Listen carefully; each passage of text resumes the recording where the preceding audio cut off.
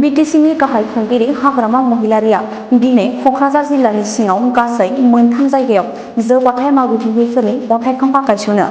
गिबियाव Kokrajhar medical college आरो हस्पिटालाव 20 कौटि रांनि क्रिटिकेल केयार इउनिट लुफुंनो अन्थाइ खाम्फा गायसननायजों लोगोसे गोदानै लुफुंजानाय मेटारनिटि एन्ड चिल्ड हेल्थ विंनि बिल्डिंखौ बेखेवो।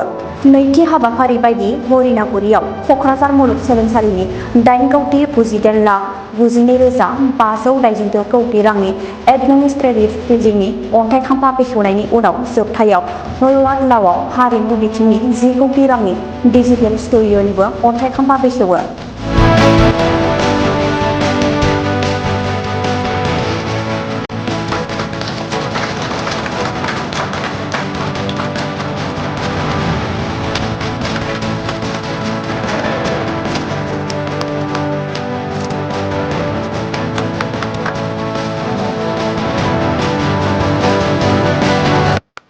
आरोबाव जोंना अदालगुरिनिफ्राय नुजाफैदों एमसिएलए बिथां जसेफ पल थप्प बिथाङाबो दङ।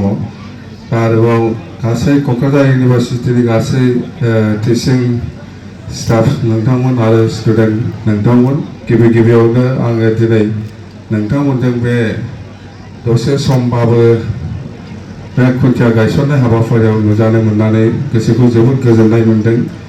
आरो बेनो प्रथमबार आंनि थाखाय क'क्राझार इउनिभारसिटियाव बेबायदि मोनसे मोजां हाबाफारि लानानै नुजाथिनो हानाया।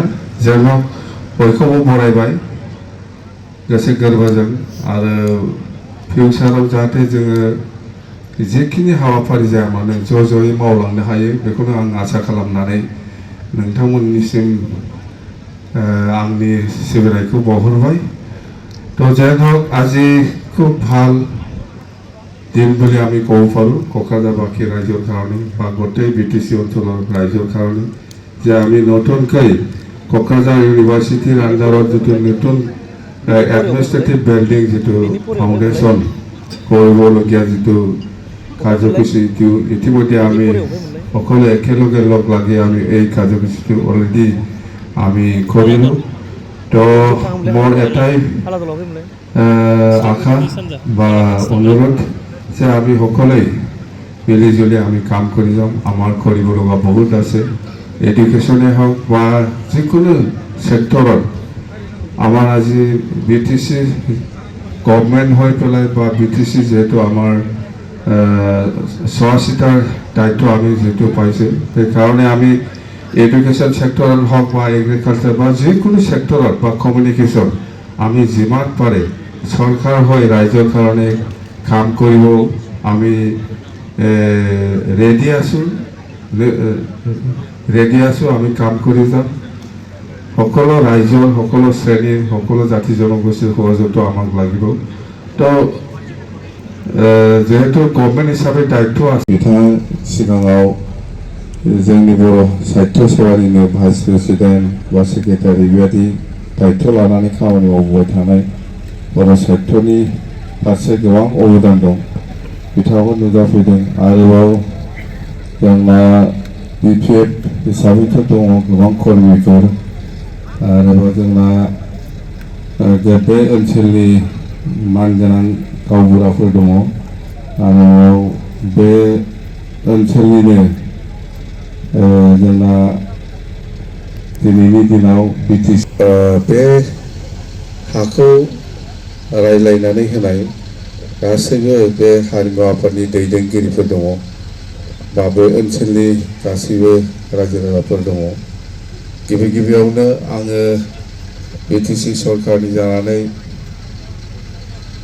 बे हाखौ डिजिटेल स्टुडिय'नि नामाव हगारनानै होनायनि थाखाय बे ओनसोलनि रायजोफोरखौ आङो गिबियावनो सरकारनि जानानै गोजोननाय बावहरबाय। निस्सय आदिबासिफ्राव बर' बुजिजोबखायोना नोंसोरो, मा होनबा बर' बुजियोथ'? सानथाल ना आदिबासि क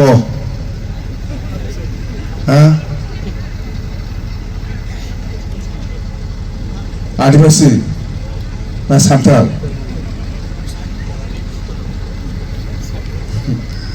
তাৰমানে আমাৰ কিবা আদিবাসী হিচাপেও আছে আৰু কিছুমানে আমি সান্থাল কি আদিবাসী এনেকুৱা কয় আদিবাসী অন্যান্য সান্থাল এইকাৰণে এইটো জনগোষ্ঠীয়ে এনজয় কৰিব পাৰিব এই ষ্টুডিঅ'ত আমাৰ এই অঞ্চলত কোকৰাঝাৰৰ বহুত আদিবাসী ছিংগাৰ আছে বেংগলী ছিংগাৰ আছে গোৰ্খা বা BTC অঞ্চলত বা বড়ো সকলো সম্প্ৰদায়ৰ বহুত কালচাৰ ভাল পোৱা মানুহ বহুত আছে তো সেইখিনি নিজকে এক্সপ্ৰেছ কৰিবৰ কাৰণে আমাৰ এই অঞ্চলৰ বা BTC বাসী ৰাইজে কলকাতা যাব লগা হয় মুম্বাই যাব লগা হয় বা চেন্নাই বা ক'ৰবাত বা গুৱাহাটী যাব